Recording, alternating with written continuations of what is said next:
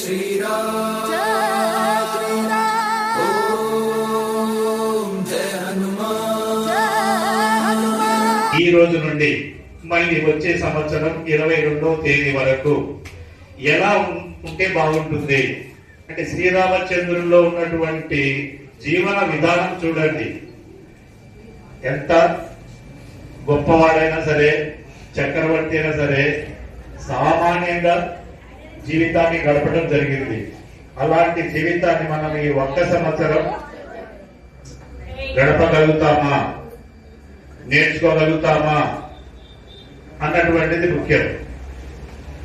ఈ రోజు నుండి అంటే ఒక వారం రోజులు ముందు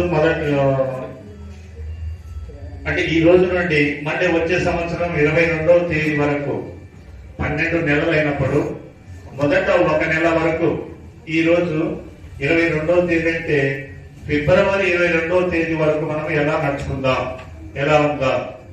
మళ్ళీ ఫిబ్రవరి నుండి మార్చి 22వ తేదీ వరకు ఎలా నడుచుకుందాం.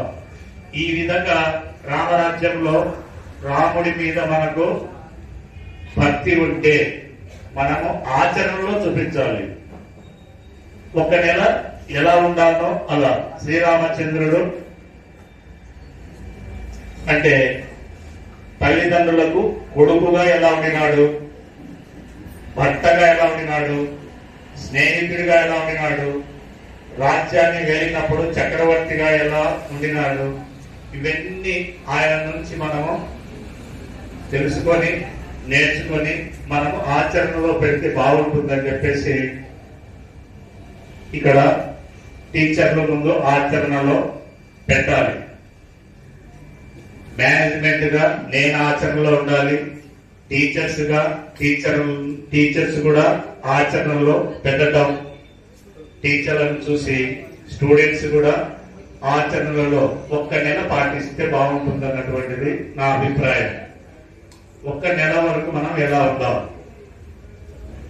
ఈ నెలలో ఏం మార్పు తీసుకొని వస్తాం.